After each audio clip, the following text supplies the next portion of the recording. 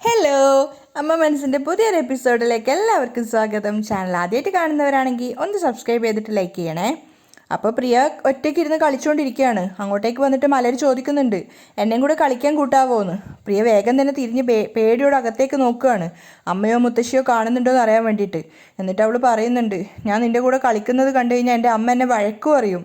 അപ്പോൾ മലര് പേടിയോട് ചോദിക്കുകയാണ്, എങ്കിൽ എൻ്റെ കൂടെ കളിക്കാൻ വേണ്ടി വരുമോ? ഞാൻ നിൻ്റെ കൂടെ കളിക്കുമ്പോഴല്ലേ നിൻ്റെ അമ്മ പ്രശ്നമാക്കുള്ളൂ, എൻ്റെ കൂടെ നീ കളിക്കാൻ വന്നാൽ പ്രശ്നമാക്കില്ലല്ലോ.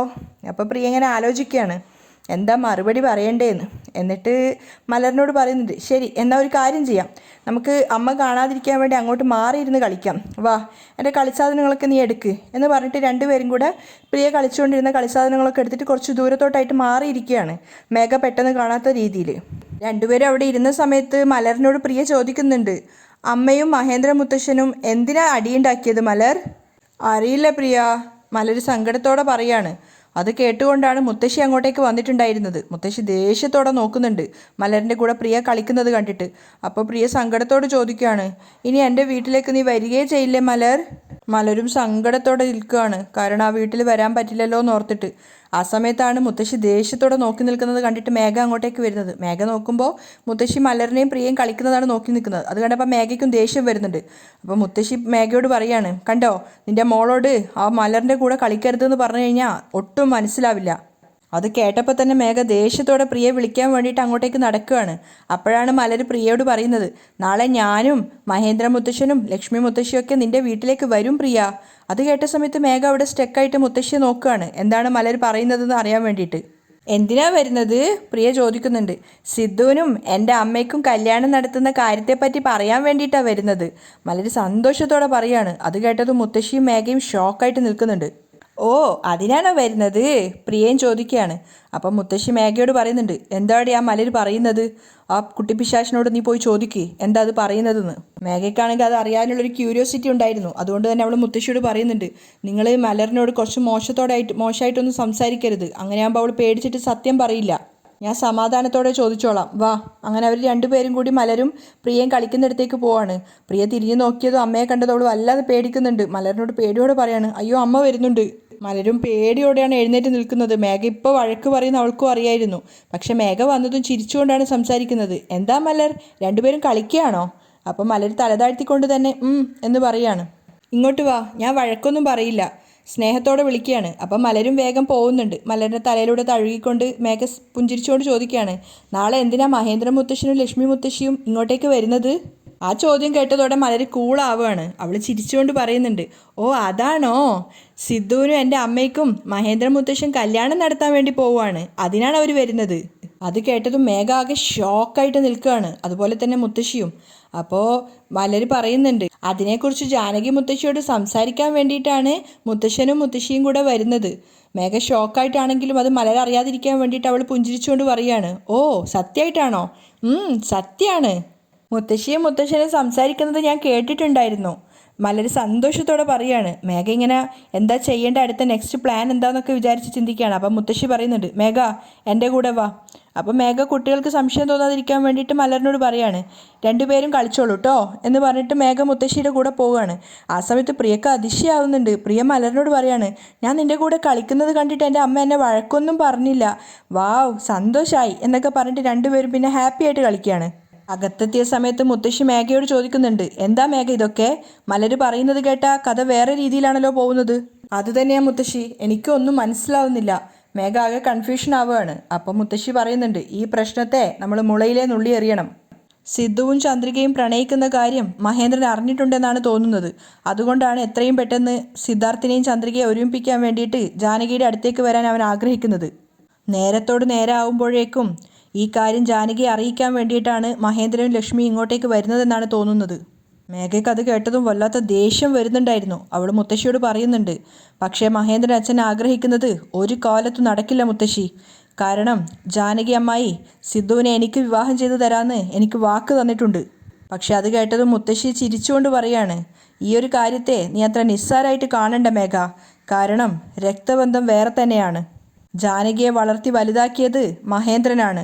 അതുകൊണ്ട് തന്നെ ആരൊക്കെ കൂടെ നിൽക്കുന്നു പറഞ്ഞാലും ജാനകിക്ക് മഹേന്ദ്രനെ അങ്ങനെ അത്ര പെട്ടെന്ന് ഉപേക്ഷിക്കാൻ സാധിക്കില്ല.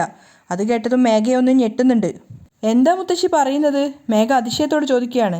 മഹേന്ദ്രൻ ചന്ദ്രികയ്ക്ക് വേണ്ടിയിട്ട് കല്യാണം ആലോചിക്കാൻ വന്ന് ജാനകിയുടെ മുന്നിൽ കരഞ്ഞു നിന്നാ ജാനകിയുടെ മനസ്സ് മാറില്ലെന്ന് എന്താ ഉറപ്പ്?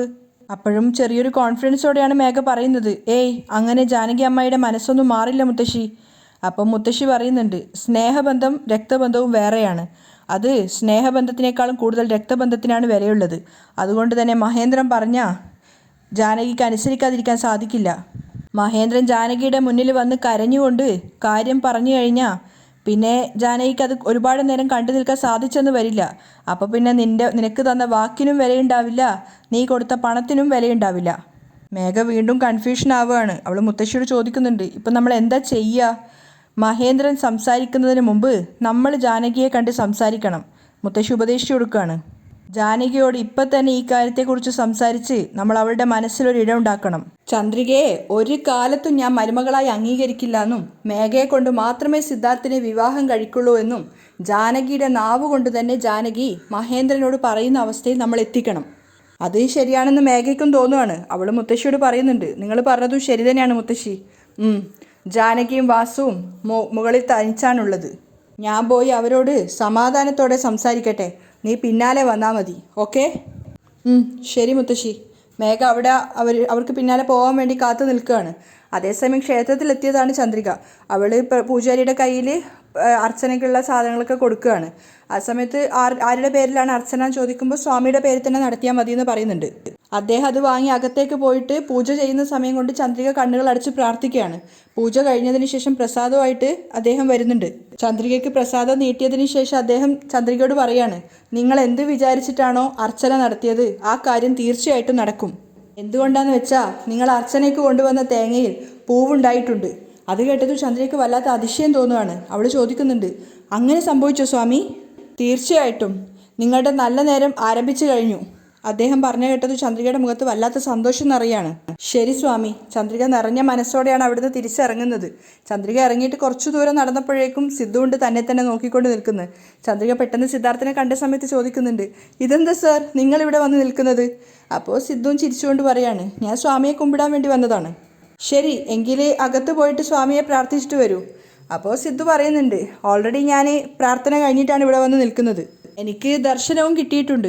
അപ്പോൾ ചന്ദ്രിക അതിശയത്തോട് ചോദിക്കുകയാണ്, ദർശനവും കിട്ടിയോ? അതെങ്ങനെ? അപ്പോൾ സിദ്ധു അവളെ തന്നെ നോക്കി പ്രണയത്തോടെ പറയാണ്, എന്താ ചന്ദ്രിക ഒന്നും അറിയാത്തതുപോലെ? എൻ്റെ സ്വാമി നീയാണല്ലോ. നിൻ്റെ ഒരു നോട്ടം കിട്ടിയാൽ തന്നെ എനിക്ക് ദർശനം കിട്ടിയതുപോലെയാണ്. എന്തോ സിദ്ധു അങ്ങനെ പറഞ്ഞു കേട്ടപ്പോൾ ചന്ദ്രികയ്ക്ക് വല്ലാത്ത നാണം തോന്നുകയാണ്. അവൾ നാണത്തോടെ പറയുന്നുണ്ട്, പോ സർ, വെറുതെ കളിയായി പറയാതെ. അത് കേട്ടത് സിദ്ധു ചിരിക്കുന്നുണ്ടായിരുന്നു. ചന്ദ്രിക നാണത്തോടെ അവിടുന്ന് നടന്നിട്ട് പോയിട്ട് കുറച്ച് മുന്നോട്ട് പോയപ്പോൾ അവിടെ ഇരിക്കുകയാണ്. സിദ്ധു അവൾക്ക് പിന്നാലെ പോയിട്ട് അവളുടെ അടുത്തായിട്ട് ഇരിക്കുന്നുണ്ട്. എന്നിട്ട് സിദ്ധു തന്നെ അവളോട് പറയുന്നുണ്ട്, ചന്ദ്രിക, പൂജാരി പറഞ്ഞതൊക്കെ ഞാൻ കേട്ടിട്ടുണ്ടായിരുന്നു. സ്വാമിക്ക് കൊണ്ടുവന്ന തേങ്ങയിൽ പൂവുണ്ടായല്ലേ? അതിനർത്ഥം നീ വിചാരിച്ചതൊക്കെ സാധിക്കുമെന്നാണല്ലോ. അപ്പോൾ ചന്ദ്രികയും പുഞ്ചിരിച്ചുകൊണ്ട് പറയാണ്, അതെ സർ, പൂജാരി അങ്ങനെയാണ് പറഞ്ഞത്. ചന്ദ്രികയും സന്തോഷത്തോടെയാണ് പറയുന്നത്. അപ്പോൾ സിദ്ധു പറയുന്നുണ്ട്, എനിക്കറിയാം ചന്ദ്രിക, നീ എന്തായിരിക്കും മനസ്സിൽ ആഗ്രഹിച്ചതെന്ന്. സിദ്ധു പുഞ്ചിരിച്ചുകൊണ്ട് നിൽക്കുന്ന സമയത്ത് ചന്ദ്രിക പറയുന്നുണ്ട്, സാറിനൊരു കാര്യം അറിയാമോ? എന്താ ചന്ദ്രിക? നാളെ ഒരു കാര്യം സംസാരിച്ച് തീർപ്പുണ്ടാക്കാൻ വേണ്ടി പോവുകയാണ്. അപ്പോൾ സിദ്ധുവിന് കാര്യം പെട്ടെന്ന് മനസ്സിലായില്ല. എന്താ ചന്ദ്രിക? ആരോട് സംസാരിച്ചിട്ട് തീർപ്പുണ്ടാക്കാൻ പോവുകയാണെന്ന് എനിക്കൊന്നും മനസ്സിലാവുന്നില്ല. അപ്പോൾ ചന്ദ്രിക പുഞ്ചിരിച്ചുകൊണ്ട് പറയാണ്, നമ്മുടെ കാര്യം തന്നെയാണ്. അത് നല്ല രീതിയിൽ നടക്കാൻ വേണ്ടിയിട്ടാണ് ഞാൻ സ്വാമിക്ക് അർച്ചന ചെയ്തത്. അത് കേട്ടതും സിദ്ധുവിൻ്റെ മുഖത്തൊരു സന്തോഷം നിറയാണ്. ചന്ദ്രിക ഒരു നാണത്തോടെ ചിരിക്കുകയാണ്. അപ്പോൾ സിദ്ധു പറയുന്നുണ്ട്, ആ ഒരു കാര്യത്തിൽ നിനക്ക് സംശയം വേണ്ട ചന്ദ്രിക, അതൊക്കെ 100% നന്നായിട്ട് തന്നെ നടക്കും. അതുകൊണ്ട് ആ ഒരു കാര്യത്തിൽ നീ ടെൻഷൻ ആവണ്ട. അപ്പോൾ ചന്ദ്രിക കുറച്ചൊരു ടെൻഷനോടെ പറയാണ്, സ്വാമി പൂജാരി പറഞ്ഞതുപോലെ ഒരു പ്രശ്നവുമില്ലാതെ എല്ലാം നല്ല രീതിയിൽ നടന്നു കഴിഞ്ഞാൽ സന്തോഷമായിട്ടുണ്ടാവുമായിരുന്നു. എനിക്ക് എന്തോ ഒരു പേടിയുണ്ട്. അതെന്തിനാ പേടിക്കുന്നത്? സിദ്ധാർത്ഥ് ചോദിക്കുന്നുണ്ട്. അപ്പോൾ ചന്ദ്രിക വിഷമത്തോടെ പറയാണ്, സാറിൻ്റെ അമ്മയ്ക്ക് എന്നെ തീരെ ഇഷ്ടമല്ല. ഇപ്പോഴാണെങ്കിൽ അച്ഛനെ വരെ കണ്ടുകൂടാ. ഈ ഒരു സമയത്ത് ഇങ്ങനെ ഒരു ബന്ധവും പറഞ്ഞിട്ട് പോയാൽ എന്താ സംഭവിക്കുകയെന്ന് അറിയില്ലല്ലോ. അത് കേട്ട സമയത്ത് സിദ്ധാർത്ഥിനും ആകെ ഒരു ടെൻഷനും കൺഫ്യൂഷനും ആവുകയാണ്. അവനും ഇങ്ങനെ വിചാരിക്കുന്നുണ്ട്, ശരിയായിരിക്കുമോ എന്നൊരു ധാരണ അവനും ഉണ്ട്. കാരണം അമ്മയ്ക്കിപ്പോൾ അങ്കിളിനെ പോലും ഇഷ്ടമല്ല എന്നുള്ളത് സിദ്ധുവിനും അറിയാവുന്നതാണ്. അപ്പോൾ ചന്ദ്രിക ആകെ ടെൻഷനോട് ചോദിക്കുകയാണ്, ഒരു പക്ഷേ സാറിൻ്റെ അമ്മ എന്നെ അംഗീകരിക്കില്ല എന്ന് പറഞ്ഞാൽ സാർ എന്താ ചെയ്യുക? അപ്പോൾ സിദ്ധാർത്ഥ് കൂളായിട്ട് പറയാണ്, വേറെന്ത് ചെയ്യാനാ, അപ്പം പിന്നെ നിന്നെ മറക്കുക, വേറെ വഴിയൊന്നുമില്ല. പിന്നെ അമ്മയും അച്ഛനും പറയുന്ന ഏതെങ്കിലും നല്ല പെണ്ണിനെ കണ്ടുപിടിച്ചിട്ട് കല്യാണം കഴിക്കണം, അത്രേ ഉള്ളൂ. അത് കേട്ട സമയത്ത് ചന്ദ്രയ്ക്ക് ദേഷ്യം വന്നിട്ടുണ്ടായിരുന്നു. അവൾ മുഖം വീർപ്പിച്ചിരിക്കുകയാണ്. അത് കാണാൻ തന്നെ നല്ല ഭംഗിയുള്ളതുകൊണ്ട് സിദ്ധാർത്ഥ് അത് നോക്കിയിട്ട് ചിരിക്കുന്നുണ്ട്. അത് കണ്ടിട്ട് സിദ്ധു ചിരിച്ചുകൊണ്ട് പറയാണ്, ഞാൻ മറ്റാരെയും കല്യാണം കഴിക്കില്ല എന്ന് നിനക്ക് തന്നെ നന്നായിട്ട് അറിയില്ലേ, അത് അറിഞ്ഞുകൊണ്ട് പിന്നെ എന്തിനാ ഇങ്ങനെ ഒരു സംശയമുള്ള ചോദ്യം. ശരി, അതൊക്കെ വിട്, തൽക്കാലം എനിക്ക് പ്രസാദം തരാൻ നോക്ക്. അപ്പോൾ ചന്ദ്രിക ദേഷ്യത്തോടെ പറയാണ്, പ്രസാദമൊന്നും ഇല്ല, പൊയ്ക്കോ എന്ന് പറഞ്ഞിട്ട് അവൾ അവിടുന്ന് പ്രസാദത്തിൻ്റെ താലം എടുത്തിട്ട് എഴുന്നേറ്റ് പോവുകയാണ്. ചന്ദ്രികയുടെ ആ ഒരു കൃത്രിമ ദേഷ്യം കണ്ടപ്പോൾ സിദ്ധുവിന് ചിരി വരുന്നുണ്ടായിരുന്നു. കുറച്ചു ദൂരം മുന്നോട്ട് നടന്നതിന് ശേഷം ചന്ദ്രികയുടെ മുഖത്ത് ഒരു ചിരി വന്നിട്ടുണ്ടായിരുന്നു. അപ്പോൾ സിദ്ധുവിന് അത് അറിയാവുന്നതുകൊണ്ട് തന്നെ അവൻ്റെ മുഖത്ത് ഒരു ചിരിയുണ്ട്. അതേസമയം ജാനകിയാണെങ്കിൽ ആകെ സങ്കടത്തോടെയാണ് ഇരിക്കുന്നത്. വാസുദേവൻ ഭാര്യയുടെ അടുത്ത് വന്ന സമയത്ത് അവരാകെ വിഷമിച്ചിരിക്കുന്നതാണ് കാണുന്നത്. കാര്യം എന്താണെന്ന് ചോദിച്ചപ്പോഴാണ് ജാനകി വിഷമത്തോടെ പറയുന്നത്, ഞാൻ എൻ്റെ ഏട്ടൻ്റെ അവസ്ഥ ആലോചിച്ചിട്ട് വിഷമിക്കായിരുന്നു. കാരണം രാവിലെ ഞാൻ നോക്കുന്ന സമയത്ത് അവിടെ വെള്ളം കൊണ്ടുവരുന്നതും മുറ്റടിക്കാൻ വേണ്ടിയിട്ട് ലക്ഷ്മിയെ ചേച്ചിയെ സഹായിക്കുന്നതും ഒക്കെ കണ്ടിട്ടുണ്ടായിരുന്നു എന്നൊക്കെ വിഷമത്തോടെ പറയാണ്. എങ്ങനെ ജീവിച്ച മനുഷ്യനാന്നൊക്കെ. ഏട്ടൻ്റെ ആ അവസ്ഥ കാണുമ്പോൾ എനിക്ക് വല്ലാത്ത സങ്കടം തോന്നുവാണ്. ജാനകിയുടെ മനസ്സിൽ ഏട്ടനോടുള്ള സ്നേഹം ഉണ്ടായിരുന്നു. അപ്പോൾ വാസുദേവൻ ദേഷ്യത്തോടെ ചോദിക്കുന്നുണ്ട്, എന്താ ജാനകി, ഏട്ടനോടുള്ള സ്നേഹം കവിഞ്ഞൊഴുകാണല്ലോ. അയാൾ എന്തൊക്കെ ദ്രോഹം നമുക്ക് ചെയ്തതെന്നൊക്കെ നീ മറന്നുപോയോ? ഇതുപോലെ നിന്നെ വീൽ ചെയറിലാക്കിയത് അയാളാണെന്ന കാര്യം നീ മറക്കരുത്. ജാനകി മറുപടിയൊന്നും പറയാതെ കണ്ണീരോടെ ഇരിക്കുകയാണ്. അപ്പോൾ വാസുദേവൻ ദേഷ്യത്തോടെയാണ് സംസാരിക്കുന്നത്. നിന്റെ ചേട്ടനെ ഞാൻ തെറ്റിദ്ധരിക്കുന്നു കരുതിയിട്ട് ഇത്രയും വലിയൊരു സത്യം ഈ വർഷങ്ങൾ മുഴുവൻ നീ എൻ്റെ അടുത്ത് നിന്നും മറച്ചു പിടിച്ചു. അതിനും ജാനകി മറുപടിയൊന്നും പറയാതെ സങ്കടത്തോടെ തലതാഴ്ത്തിയിരിക്കുകയാണ്. അപ്പോൾ വാസു പറയുന്നുണ്ട്, നീ നിന്റെ ഏട്ടൻ്റെ മേൽ വെച്ചിരിക്കുന്ന ഈ ഒരു സ്നേഹം അയാൾ നിന്റെ മേൽ വെച്ചിട്ടില്ല. ഇത്രയും കാലം ഞാൻ വിചാരിച്ചത് നിന്റെ ഏട്ടൻ്റെത് വളരെ വലിയ മനസ്സാണെന്നാണ്. നമ്മുടെ മക്കളെ പഠിപ്പിച്ചു, മക്കൾക്ക് നല്ല ജോലി കൊടുത്തു, നമുക്കും നല്ല ജോലിയും നല്ല ജീവിതമൊക്കെ തന്നു. പക്ഷെ അയാൾ ചെയ്ത തെറ്റിൻ്റെ ഫലമായിട്ടാണ് നീ ഇന്നും വീൽ ചെയറിൽ ഇരിക്കുന്നതെന്നും അതിനുള്ള പ്രായശ്ചിത്തായിട്ടാണ് ഞങ്ങൾക്ക് ഈ ജോലിയും നമ്മുടെ മക്കളുടെ പഠിപ്പും ഒക്കെ അയാൾ നോക്കിയതെന്നും ഞാൻ ഇപ്പോഴല്ലേ അറിഞ്ഞത്. അങ്ങനെ ദേഷ്യത്തോടെ വാസുദേവ മഹേന്ദ്രനെക്കുറിച്ച് സംസാരിച്ചുകൊണ്ടേയിരിക്കുകയാണ്. ഒരക്ഷരം പോലും തിരിച്ചു പ്രതികരിക്കാതെ ജാനകി കേട്ടിരിക്കുന്നുണ്ട്. ആ സമയത്താണ് മുത്തശ്ശി അങ്ങോട്ടേക്ക് വന്നിട്ടുണ്ടായിരുന്നത്. രണ്ടുപേരും തനിയെ സംസാരിക്കുന്നത് കണ്ടതുകൊണ്ട് മുത്തശ്ശി അവിടുന്ന് തിരിഞ്ഞു നടക്കാൻ ശ്രമിക്കുകയാണ്. അപ്പോഴാണ് ജാനകി അവരെ കാണുന്നത്. അപ്പോൾ ജാനകി വേഗം അവരെ വിളിക്കുകയാണ്, ഇങ്ങോട്ടേക്ക് വാ ചെറിയമ്മ. അപ്പോൾ അവർ പറയുന്നുണ്ട്, അല്ല നിങ്ങൾ രണ്ടുപേരും എന്തോ സംസാരിക്കുകയാണല്ലോ, ഞാൻ പിന്നീട് വരാം എന്ന് പറഞ്ഞിട്ട് അവർ പോകാൻ ശ്രമിച്ചപ്പോൾ ജാനകി പറയുന്നുണ്ട്, ഞങ്ങളങ്ങനെ സീരിയസ് ആയിട്ട് സംസാരിക്കൊന്നുമല്ല, നിങ്ങൾ ഇങ്ങോട്ടേക്ക് വരൂ. അവർ വന്നപ്പോൾ തന്നെ അവരുടെ മുഖത്തൊരു ടെൻഷൻ ഉണ്ടായിരുന്നു. അപ്പോൾ ജാനകി ചോദിക്കുന്നുണ്ട്, എന്താ ചെറിയമ്മ വിഷയം, പറയൂ. അപ്പോൾ അവരും ടെൻഷനോട് പറയാണ്, എനിക്ക് മേഘയെ പറ്റി ആലോചിക്കുമ്പോൾ വല്ലാത്തൊരു ടെൻഷനുണ്ട് ജാനകി. പക്ഷേ വാസുവിനും ജാനകിക്കും കാര്യം മനസ്സിലാവുന്നില്ല. ചെറിയമ്മ എന്താ പറയുന്നത്, വ്യക്തമായിട്ട് പറയൂ. അപ്പോൾ മേഘ ആകെ ഒരു വിഷമത്തിലാണുള്ളത്. അവരെന്താണ് ഉദ്ദേശിക്കുന്നതെന്ന് വാസുവിനും ജാനകിക്കും മനസ്സിലാവുന്നില്ല. അപ്പോഴാണ് മുത്തശ്ശി പറയുന്നത്, നീയും മഹേന്ദ്രനും എന്തായാലും സഹോദരനും സഹോദരിയുമാണ്. ഒരുപക്ഷെ ഇന്ന് തല്ലുകൂടും, നാളെ ഒന്നിക്കുകയും ചെയ്യും. നിങ്ങൾ രണ്ടുപേരും ഒന്നു ചേർന്നാ ആരുമില്ലാത്ത അനാഥയെപ്പോലെ മേഘയെ ഒറ്റയ്ക്കാക്കുമെന്ന് അവൾക്ക് വല്ലാത്ത ഭയമുണ്ട്. എന്താ ചെറിയമ്മ ഈ പറയുന്നത്, മേഘയല്ലേ ഞങ്ങൾക്ക് എല്ലാ സഹായവും ചെയ്തു തരുന്നത്? ജാനകി തിരിച്ചു ചോദിക്കുകയാണ്. അപ്പോൾ മേഘ അവിടെ വാതിലിൻ്റെ മറവിൽ മറഞ്ഞു നിന്നിട്ട് കേൾക്കുന്നുണ്ടായിരുന്നു. അങ്ങനെയുള്ള മേഘയെ ഞങ്ങളെങ്ങനെയാണ് കൈവിടുക? അപ്പോൾ മുത്തശ്ശി തിരിച്ചു ചോദിക്കുകയാണ്, അതിനെന്താ ഒരു ഉറപ്പുള്ളത്? നാളെ നീയും മഹേന്ദ്രനും ഒന്നായി കഴിഞ്ഞാൽ അവ പറയുന്നതല്ലേ നീ അനുസരിക്കുള്ളൂ. അപ്പോൾ അതിനുശേഷം മേഘയ്ക്ക് ഈ വീട്ടിൽ എന്ത് അധികാരമാണ് ഉള്ളത്, നീ തന്നെ പറ. അപ്പോഴും ജാനകി പറയാണ്, ചെറിയമ്മേ നിങ്ങൾ എന്താണ് പറഞ്ഞു വരുന്നതെന്ന് എനിക്ക് സത്യമായിട്ടും മനസ്സിലാവുന്നില്ല. കുറച്ചുകൂടി വ്യക്തമായിട്ട് പറഞ്ഞാൽ മനസ്സിലാവുമായിരുന്നു. വാസുവിനും അവരെന്താ ഉദ്ദേശിക്കുന്നതെന്ന് മനസ്സിലാവുന്നില്ല. അപ്പോഴാണ് മുത്തശ്ശി പറയുന്നത്, പ്രത്യേകിച്ച് ഒന്നുമില്ല ജാനകി, മേഘയുടെ അടുത്ത് തീർച്ചയായിട്ടും സിദ്ധുവിനെ നിനക്ക് തന്നെ വിവാഹം ചെയ്തു തരാമെന്ന് നീ ഒരു വാക്ക് കൊടുക്കുകയാണെങ്കിൽ അവൾക്ക് കുറച്ചുകൂടി സമാധാനമാവും. അപ്പം തന്നെ ജാനകി പറയുന്നുണ്ട്, സിദ്ധുവിനെ ഞാൻ നിനക്ക് തന്നെ വിവാഹം കഴിച്ചു തരാമെന്ന് ഞാൻ മുമ്പ് തന്നെ മേഘയോട് പറഞ്ഞിട്ടുണ്ട് ചെറിയമ്മേ. നീ പറഞ്ഞതൊക്കെ ശരി തന്നെയാണ്, പക്ഷേ എന്നാലും മേഘയ്ക്കൊരു പേടിയുണ്ട്. ആരതിയുടെ കല്യാണം മേഘയല്ലേ നടത്തി തരുന്നത്, അതേ ദിവസം തന്നെ സിദ്ധുവിൻ്റെയും മേഘയുടെയും കല്യാണം നടത്താമെന്ന് നീ മേഘയ്ക്ക് വാക്ക് കൊടുക്കുകയാണെങ്കിൽ അവൾക്ക് കുറച്ചുകൂടി സന്തോഷമാവില്ലേ? ജാനകി എന്താ പറയേണ്ടതെന്ന് അറിയാതെ നിൽക്കുകയാണ്. അതിനുശേഷം വാസുദേവൻ്റെ മുഖത്ത് നോക്കിയിട്ട് പിന്നെ ചെറിയമ്മയോട് പറയുന്നുണ്ട്, ചെറിയമ്മ ഞങ്ങൾക്ക് ഇത്രയധികം ഉപകാരങ്ങൾ ചെയ്തു തരുന്ന മേഘയ്ക്ക് ഞങ്ങൾ ഇതുപോലും ചെയ്യില്ലെന്നാണോ നിങ്ങൾ കരുതുന്നത്?